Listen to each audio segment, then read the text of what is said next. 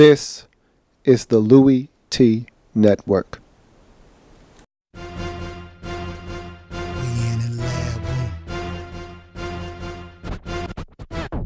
Man, I love some football. Man, I love some football. My favorite week is week 1, cause I'm watching football. First comes the preseason, and I don't take a day off. And then it gets even better when your team makes the playoffs. 32 teams go hard for one thing.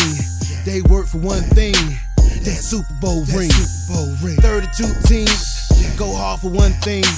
They work for one thing. That Super Bowl ring.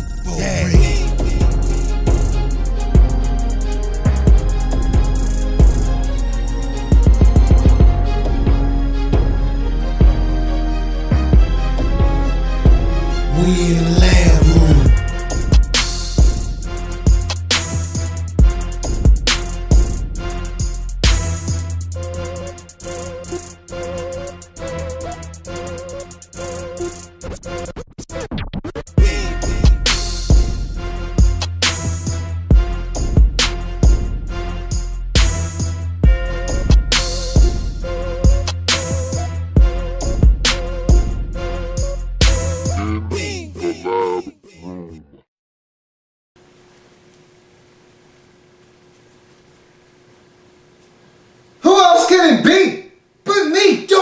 Louie T, welcome. You are in the lab room. Of course, I am your host, Lou. Thank you for joining me.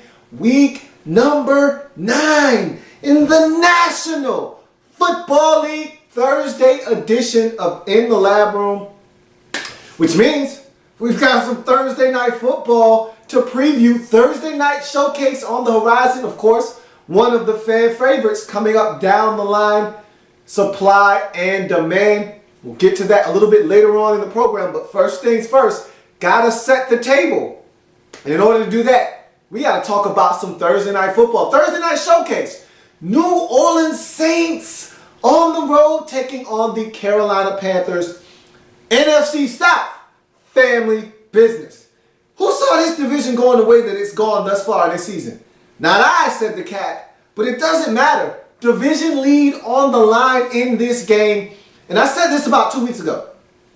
When I saw the Saints come off the bye and play the way that they did in Detroit, even though they lost, they dominated that football game for about 3.5, damn near 3 5/6 quarters in that game until the last 5 minutes of the game where they had an implosion, gave up the big play to go to take. Drew Brees throws the interception. Then you got the pass interference penalty on the safety, and it leads to a touchdown that ends up beating them in that game.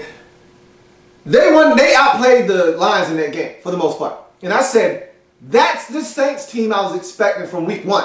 Much like the Packers that we started to get after week 3 when Aaron Rodgers told everybody to relax. That was the Saints team I was expecting out of the gate. The team that played defense like they did last year. The team that could score points in a bunch like they did last year. The team that you just knew if you gave them an opportunity, you gave them an inch, they were going to take a full yard, maybe even a mile. And so that was the team I was looking for from the jump. I didn't get that out of the gate. In fact, okay, so week 1, that was going to be tough. I didn't expect them to beat Atlanta in Atlanta. Didn't expect that. But the following week at Cleveland, that's not supposed to be a loss. But hey, give credit where credit is due. The Browns are a better football team than we thought they were going to be coming into the season. However, if you're the Saints of old, if you're the Saints of last year, if you're the Saints that I expected you to be this year, you win that football game. I don't care how good the Browns think they are. You don't lose in Cleveland. So there are a lot of things going right now for this Saints team, but I will say this much. I said this 2 weeks ago, and I'm going to say it again here because I mean it. And I meant it when I said it, and I'm going to say it again. The Saints are going to win this division. And I predicted them to win this division before the season started. I have not wavered from that. I never have. And I saw the Saints team that I was expecting to see before the season started after the bye. And so I said, even though they lost to Detroit, if that Saints team remains for the remainder of the season, they're going to win this division because nobody else in this division is any good. I talked about Carolina before the season started. And I talked about how I had seen the movie before, and I had a host of Carolina Panthers fans jump on me. And look, I don't care. I don't get upset when people jump on me. I want you to feel a certain way and feel a certain type of way about what I say. I want you to have a reaction, whether you don't like me, whether you like me, whether you don't like what I say, whether you agree with what I say. I want you to have some type of reaction. And so I'm not looking to go out. I'm not a first take guy. I'm not an ESPNer. I'm not one of these guys that says things to get a reaction. I say things because I believe them to be facts. I believe them to be factual, whether they are or they're only factual in my mind. I say them because I feel like they're facts. And I said to the Carolina Panthers fan base, and I said this because I thought it was a fact, that I had already seen this movie. And it was called the 2013 Washington Redskins. And I was speaking from experience, me being a Washington Redskins fan. I said that, look, I was there last year. And last year being 2012 when we won the division. And in 2013, we run into all of this hype and everybody's on the Redskins bandwagon, how good this team is. Robert Griffin III coming off the injury. You feel like, hey, we got all our stuff back. Here we are. We won the division last year. Why can't we do it again? And I told Panthers fans, be wary, be cautious. You had a tumultuous offseason, much like the Redskins did with Robert Griffin III and the all-in for week 1 campaign. I said, your offseason wasn't quiet. It wasn't peaceful like it's supposed to be when you win the division.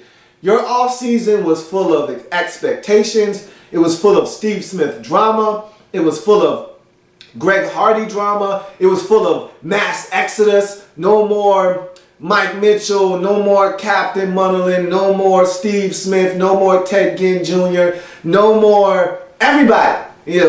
Dominic Hickson, none of those guys are coming back. And, no more Jordan Gross.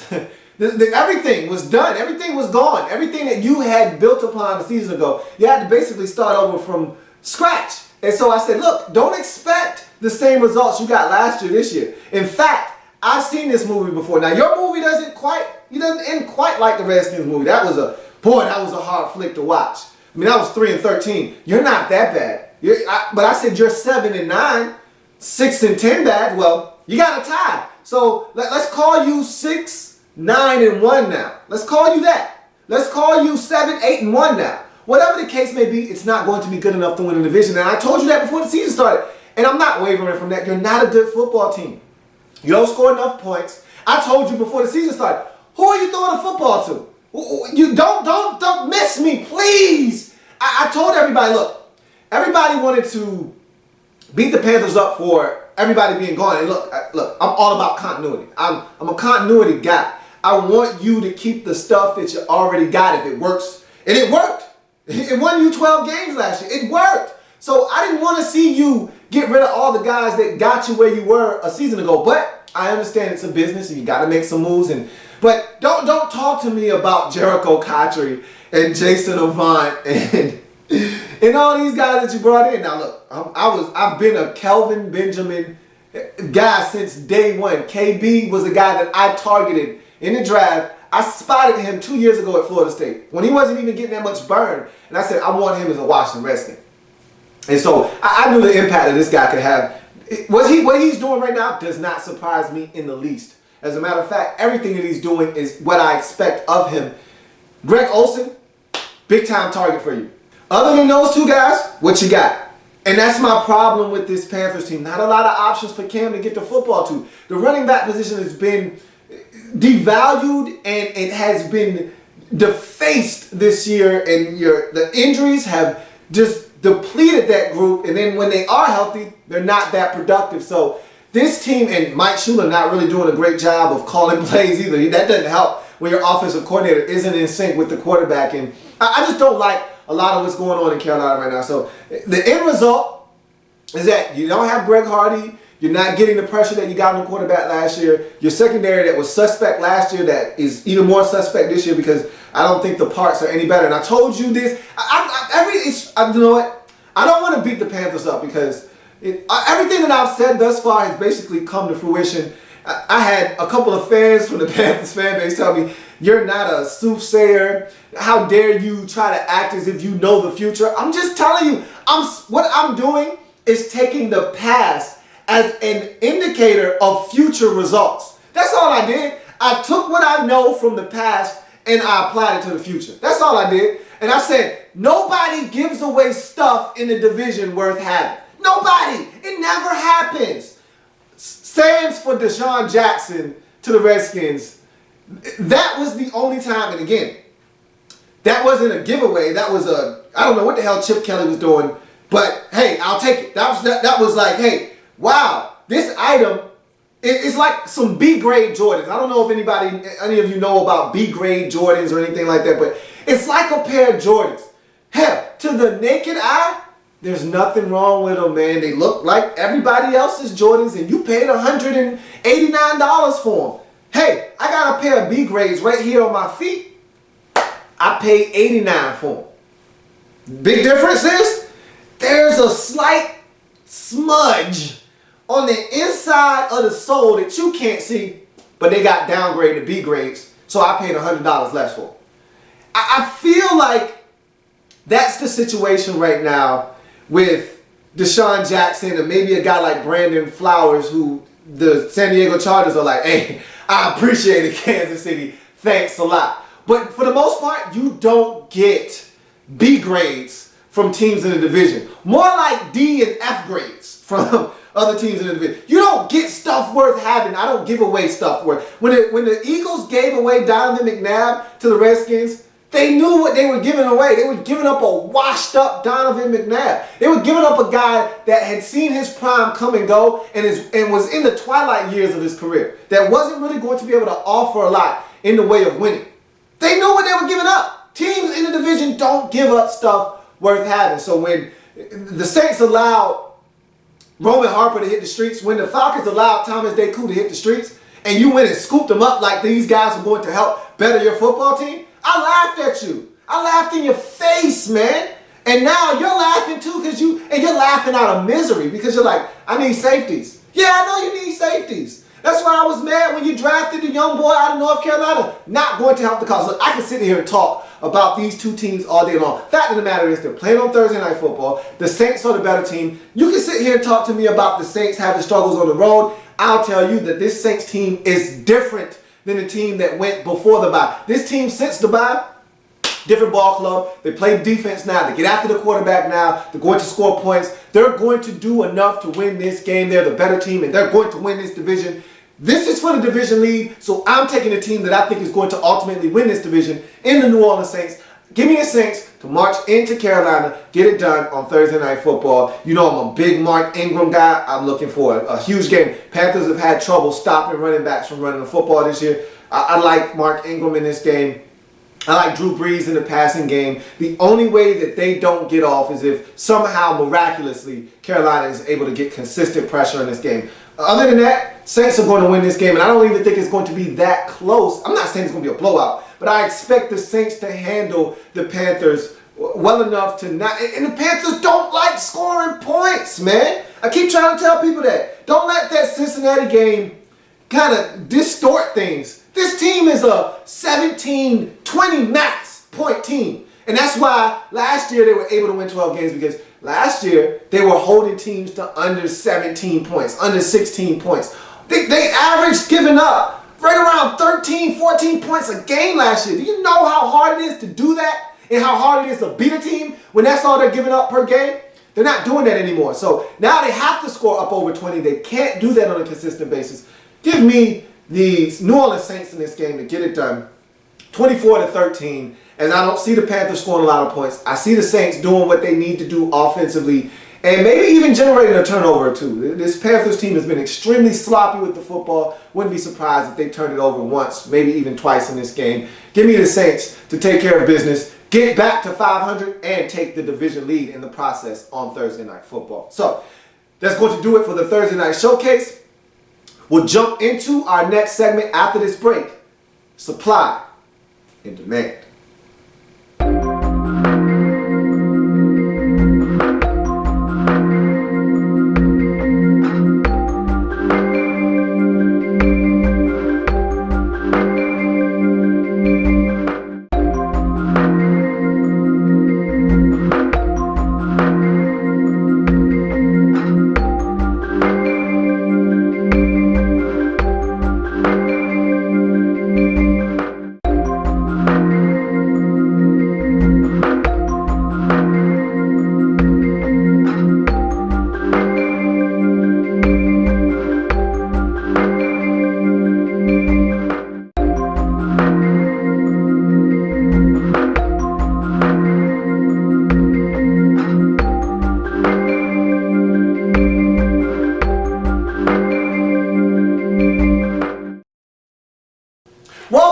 back to the program. I thank you for joining me here in the Lab Room supply and demand segment for week number 9, Thursday edition of In the Lab Room. Fan favorite here, and I've been gaining more and more support here with your participation. A lot of participation this week. I love it. I want more of it.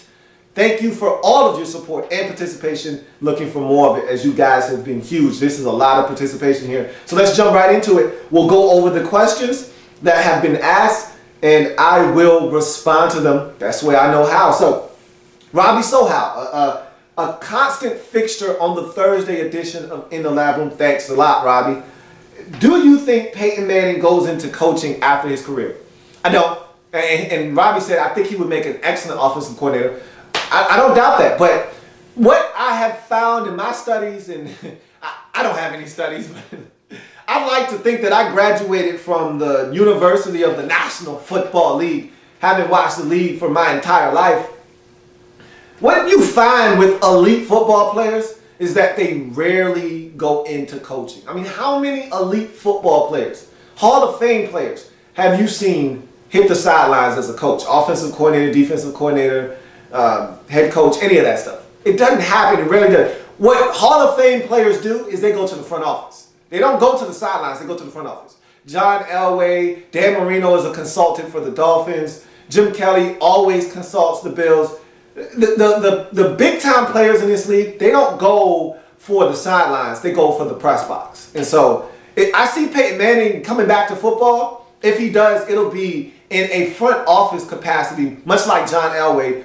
He won't be on the sidelines, I don't think, as a head coach. My man Smoke, what's up, Smoke? What's going on, boy? What do you think is who do you think is the best coach right now in the National Football League? And there are a lot of coaches, 32 to be exact, as we all know, head coaches in this league. Small fraternity. This is a tough question because there are a lot of coaches that I absolutely love. You know, I got a huge man crush, huge coach crush on Mike Patton. I love the job he's doing in Cleveland right now.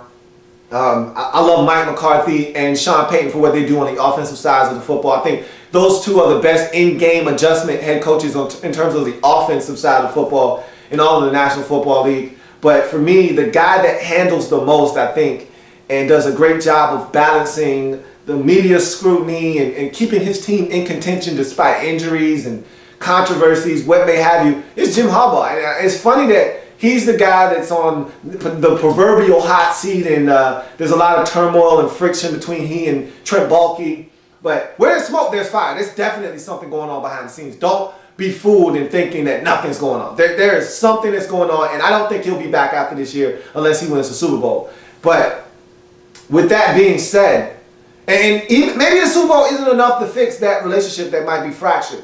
That thing might be severed to the point where they can't repair it. Either way, I mean, we've seen it before with Jimmy Johnson and Jerry Jones where they went their separate ways after winning the Super Bowl title. It can happen. But to me, Jim Harbaugh is the best coach in the league because Jim Harbaugh gets the most out of what, to me, the 49ers have a nice football team, a lot of talent, but they're not the most talented team in the league.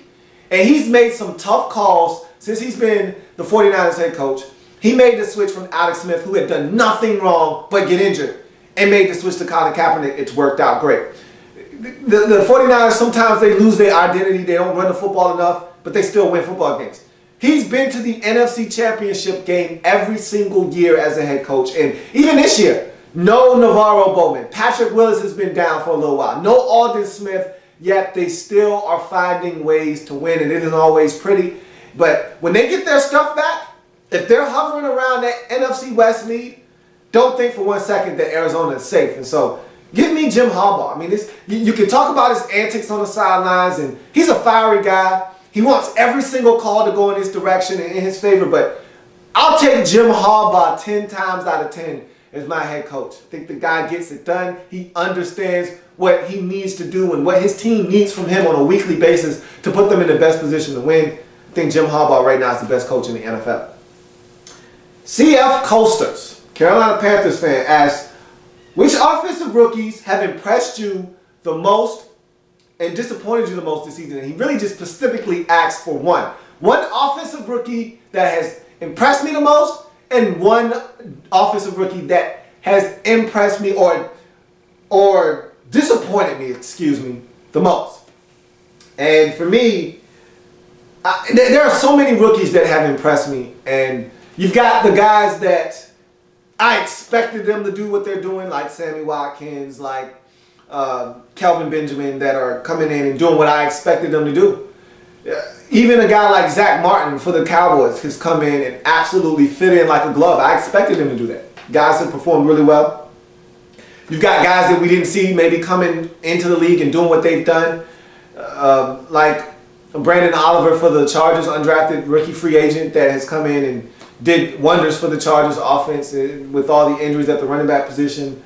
There are countless guys. Brandon Cooks is doing big things in New Orleans. But for me, I even like Big Ten in Pittsburgh.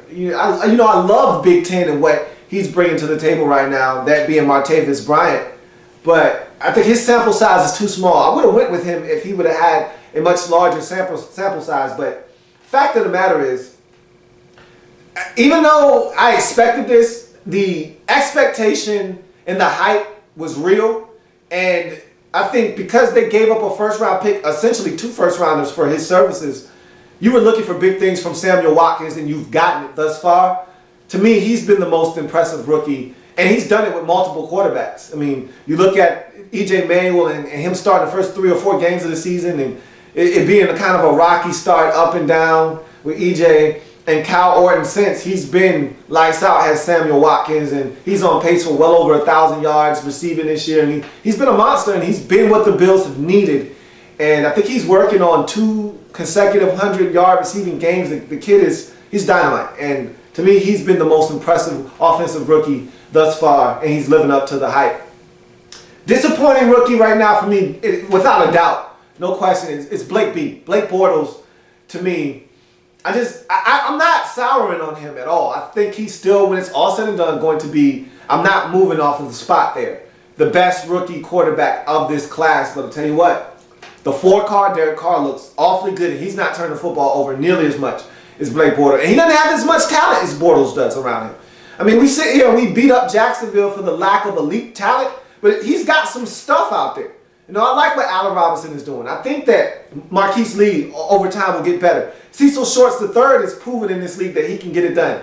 Mercedes Lewis, not a bad option at tight end. There are some talented guys. Denard Robinson's shoelaces is stepping up at the running back position. There are some guys around him that you feel like, hey, they can make some plays if you just get the football in their hands. And he's turning football over way too much. He's making a lot of bad decisions. It's all here. It's all mental with Blake Bortles right now. He's not seeing the field well. He's not making good reads. He's not making good decisions. He's missing open receivers.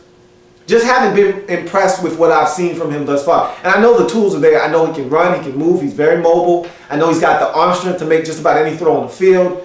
I know he's got the moxie and the poise. He just needs to settle into the position of quarterback in this league, and he hasn't done that well to this point. So, to me, he's been the most disappointing rookie for me thus far offensively. And CF Coasters had another question. How do you keep your team from looking ahead to a big game for the division against a division rival when you've got a trap game in front of you? To me, it's simple. You reinforce the fact that game next week doesn't matter if you don't win the game in front of you. I mean, it's easy to overlook Jacksonville if you're Indy and Houston and you are setting up for a Week 17 showdown with the division on the line if both of you take care of business in Week 16. It's easy to look ahead to that game. But if you don't take care of Jacksonville the prior week, that game in Week 17 doesn't matter. That's all you got to tell your team. Is if we don't take care of business today, then that game next week that everybody's talking about, that's going to be for the division, won't be for the division because they'll already have the division wrapped up if we don't take care of business today. And so that's all you tell your team is, look, those guys across the field, they get paid just like we do. And if we don't go out and play our best football, they're going to beat us. And we won't be playing for the division in Week 17. It'll already be decided. The Texans will have the title, not the Indianapolis Colts. And if you're a coach, that's what you do. That's the message you hammer home, is that without this game, there's no next week. Every game is a playoff game from here on out, including this game. That's what you tell your team. Q Bone Football, what up, Q? My man Q asked, who is the most overrated and most who is the most overrated player and coach in the National Football League? To me, I have a couple of overrated players, but if you want me to narrow it down to one, to me, the two most overrated players in the league are Brian Orakpo and Patrick Peterson. Now, if you want me to narrow it down to one, to me, without a doubt, it's Patrick Peterson. I mean, this guy gets a lot of hype, a lot of pub. He's playing terrible this year, by the way. And I see this guy get more penalties. I see him get beat more often than any of these quote-unquote elite corners. I mean, every time I look up, he's either getting flagged for something for being over-aggressive. He's either getting beat and he's grabbing, so he's getting a flag, or he's just getting flat out beat. I mean, he didn't make a lot of plays. I think he's still living off of that rookie season where he came in, took the league by storm. He was playing great defense. And sure, he mans guys up. And look, I'm not saying the guy's terrible. You asked me who's the most overrated. I'm not saying the guy can't play football. I'm just saying he's given more credit for doing less than anybody else in the league. A lot of guys that we look at as elite upper echelon players, they're playing at an elite level. Patrick Peterson is not, yet he gets that title each and every year. And so to me, it's Patrick Peterson. To me, he's not a top 10, he's not a top 5 corner in this league. I can name 5 corners ahead of him that I think play on a more consistent basis, on a week in, week out basis than he does. He's a top 10 corner, don't get me wrong. But again, I think people view him as the best or the top 3, and I don't even think he's in the top 5. And so to me, he's the most overrated player. Most overrated coach is Lovie Smith. And here's why. The Tampa Bay Buccaneers, they fired their coach last year, Greg Schiano. And look, I don't think it was premature. I think that ship had sunk, no pun intended, in Tampa. And so they needed a change, but they fired him so that they could go after Lovie Smith and get him before anybody else could get their hands on him. And I look at Lovie Smith and I feel like his way of doing things is outdated. And Mark Barron was just traded from Tampa Bay to St. Louis, and he said Lovie's defense was soft. And I believe that to be the case. I think that Lovie Smith is still coaching in that Tampa 2 frame of mind from 2001, 2002, when teams used to be dominant up front, could get pressure with 4. If you're getting pressure with 4 guys, you can run Tampa 2. You can run Tampa 2. But if you're not getting consistent pressure from your front 4, you cannot run Tampa 2 any longer in this league. Offenses are too complex. The guys are too good. The league has set the rules up as such where you can't be as physical any longer. Tampa 2 doesn't work unless you're getting pressure consistently. And he hasn't been flexible with that. He's still running the same coverages. They're not working.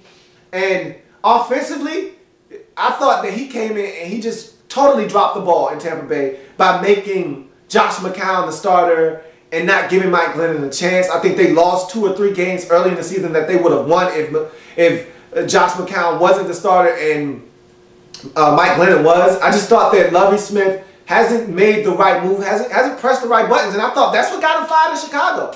They would start seasons off 7-1, 7-2, and 7-3, 8-4. They would start seasons off and fade down the stretch under Lovie Smith, and it was because he couldn't press the right buttons. He couldn't figure out what he needed to do to get his team to respond at the end of seasons. Now, granted, some of those seasons were without Jay Cutler, without Matt Forte, but he could never get his team to respond. When it started going downhill, he didn't know how to stop it. And to me, that's sort of the problem in Tampa right now. He doesn't know how to fix the problem that he's created in Tampa Bay. And so they brought these guys in. Make no mistake about it. This isn't a situation where Lovie Smith came into Tampa and there are a lot of leftover parts and these aren't his guys. They cleaned house. He and general manager Jason Light cleaned house over the offseason, brought in all of their guys that they felt like could help them win right away. This is his stuff. He did this. So for you to not get it done with the guys that you brought in, and they let some guys go that they should have held on to. Their offensive line is a mess because they let go of guys. They didn't re-sign Donald Penn. They didn't re-sign a lot of the guys that they had on their football team. And so now it's a mess. And to me, he's the most overrated coach right now because I want to see him dig himself out of a hole that he created. Star-Lord has 2 questions. The first one, easy peasy, lemon speezy easy. Best coaching tree of all time, without a doubt, Bill Walsh, the godfather of the West Coast offense. There's not even a remotely close coaching tree to the one that Bill Walsh created. You've got Steve Mariucci and Mike Holmgren and Mike Shanahan and George Seifert. All these guys came from his tree. And then the tree kind of, the branches just extend so far. John Gruden and the such and the likes of which the Bill Walsh coaching tree, by far and away, is the best coaching tree ever. And I think in the annals of National Football League history, it will go down as the best coaching tree ever. And I don't think it'll ever be surpassed. Does Brady, and this is also another question from Star-Lord, does Brady and Belichick ride off into the sunset together, or does Belichick stick around after Brady hangs them up? I pose this question to you. What does Belichick do after football? What's his life after football? A lot of the prominent coaches go into broadcast and television. Belichick's not that type of guy. There's nothing else for him to do. There's nothing for him other than football. Football is his life. He's been in it since he's a kid. His dad was a coach. This is all he knows. He's not hanging it up when Brady leaves. He's going to try to build a new legacy. He's not going anywhere. This doesn't stop. The train doesn't stop when Tom Brady gets off. All he does is pick up new passengers and tries to figure out how he can get the train to go back to the top. And so there's no way Bill Belichick is done when Brady's done. This is all he knows. He's not Bill Cowher. He's not picking up a headset and joining somebody's Sunday team. No, that's not happening. He's a football coach. He's a football guy. He'll be a football coach when Tom Brady hangs him up. I've got one more question, but I'm going to save that, and you'll find out a little later why I'm saving this question. But I want to jump into last week's What If and give you some responses and give you my answer as well. Last week it was simple. I had a 2-part What If. What if you're on the defensive side of football and you need to take a cornerback to stop the opposing offense from getting down the field and getting in the end zone in the late stages of the game, final drive of the game? You need to stop them from getting in the end zone. They're 75 yards away from pay dirt, and you got to stop them from scoring a touchdown. Who are you taking to stop that team from getting in the end zone? Or if the situation is a field goal, from getting in the field goal range? They're 75 yards, so they're at the 25-yard line. They're on 25. Who are you taking in that situation? And then I posed another situation. Okay, so now they've moved the football down the field. They need a touchdown to beat you. There's, let's call it 7 seconds left on the clock, and it's 4th down, and it's 17 seconds left, and it's 4th down, and your defensive coordinator says, hey, they're at the 27-yard line. I'm going for the gusto. It's 0 blitz, 0 coverage. We're sending the house, man across the board. It's an elite receiver across from your cornerback. Who you taking for that one play to stop that guy from catching the football and making a play? I've got a lot of responses, so I'm going to run down them quickly. Smoke says he's taking Revis for both situations. Money Miz says he's taking Revis for both situations. Q-Bone, my man Q, says he's taking Joe Hayden. Again, not a bad option. Now we get into the Patrick Peterson groups. And so you got Chris Conley, Star-Lord, Michael Caine, and Robbie Sohal all taking Patrick Peterson. Now, Robbie said, I'm taking Patrick Peterson for the first version, and for one play, if you're asking me to get it done for one play, give me Darrelle Revis. I think every selection up there is a solid choice. I'm not a huge Patrick Peterson guy. I'm not a Pat P guy, so I wouldn't use him as my option for either one of these scenarios. But if you're asking, I'm going off the wall. I never go with the status quo because I watch these games very closely. And so I have players that I feel like get it done and people don't give them the credit that they're deserved. So in this instance, I see a guy like, and look, some of you are going to beat me up for this, but I think the guy is a hell of a football player. I think he gets it done 9 times out of 10. And Keenan Lewis for me is the guy that I would take in the first half of that scenario. You need 75 yards to get in the end zone. You need, 45 yards to get in the field goal range. Keenan Lewis is a guy that I trust to stop you from catching the football 2 or 3 times on him. Keenan Lewis is the guy that I trust that's going to be in the play every single time, and he's going to give me an opportunity to make a play on the football. And so Keenan Lewis is my answer for the first half. And the second half, I must admit, if I need one stop, I need one guy to stop the other player on one play, give me Darrelle Revis. He just knows how to get it done. And he might grab you, he might tug you, but if they're not calling it, then it's legal. And Darrelle Revis knows how to push the rules to the limit without being flagged and get it done. I'd have to take Darrelle Revis in that zero blitz coverage as well for that one particular play. Now, I've got one final question. We're not taking a break. We're not going to wrap up the show the way we normally do. This question was so good, so well thought out by my man Michael Kane that I decided this is the what if question for the week.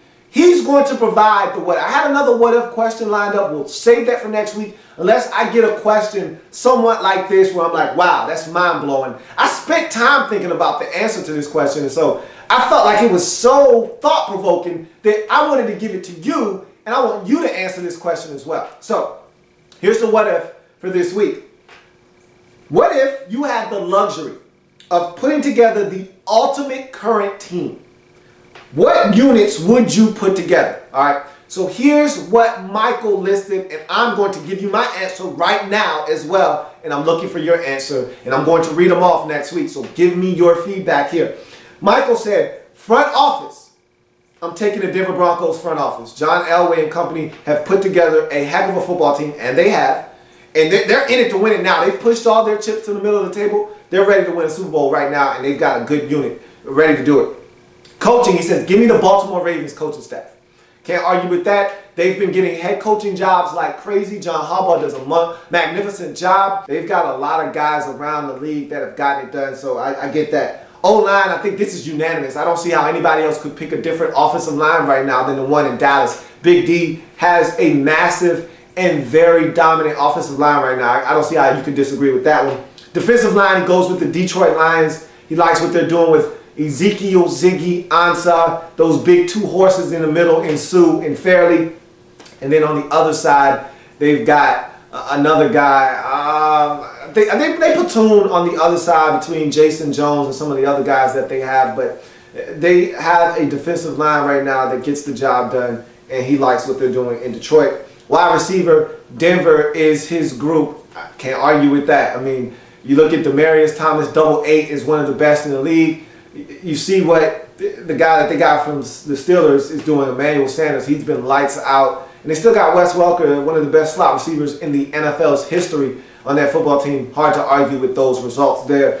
Linebackers, he goes with the Cardinals. I'm not really feeling that one. I think the Cardinals linebackers are solid, but I'm not feeling that one. I'm not feeling the Cardinals. Maybe last year, Cardinals linebackers with Abraham and Washington and that group. Maybe I'll lean with them then, but not this year. I'm not really feeling it. They're getting it done now. Don't get me wrong, but I'm not feeling the Cardinals linebackers.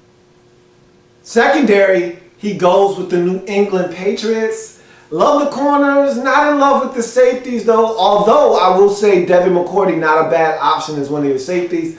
Not in love with that secondary enough to put them ahead of the team that I'm going to take, but I get the gist of where he's going with that New England Patriots secondary. I can definitely see why he would pick them.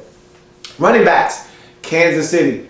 Hard to argue with what they're doing. I could find teams with, 3 or 4 different backs that could get it done, but those top 2 backs, hard to find 2 better in this league right now.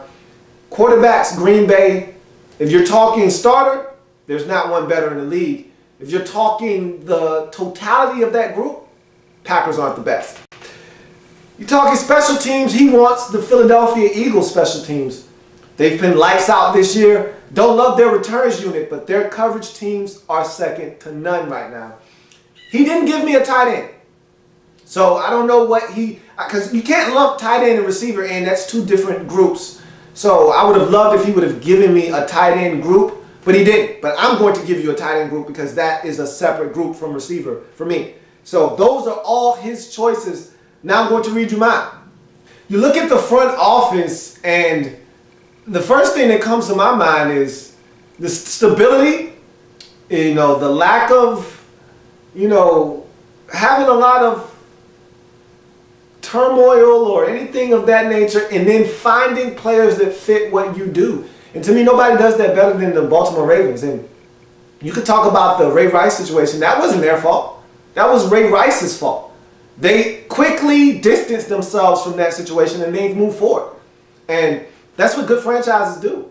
And I think nobody does it better than Steve Bisciotti and Ozzie Newsome. I mean, the fact that they have a slogan, "In Ozzie We Trust," lets you know all you need to know. I mean, this is a team that won the Super Bowl. The next year, mass exodus.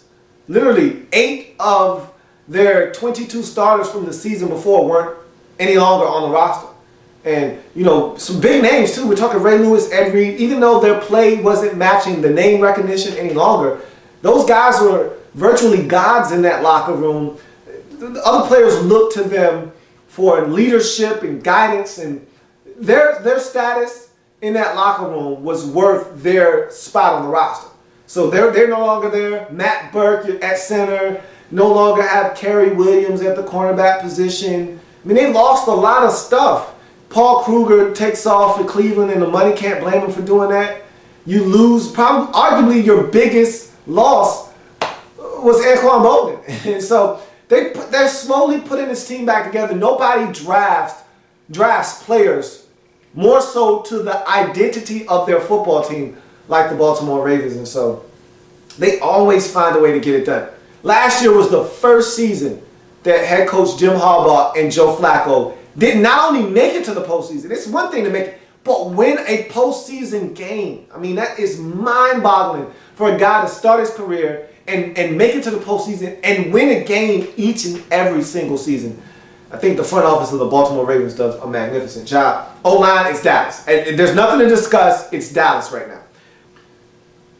To me, you talk defensive line, and there's no more dominant group right now in all of the National Football League than the New York Jets.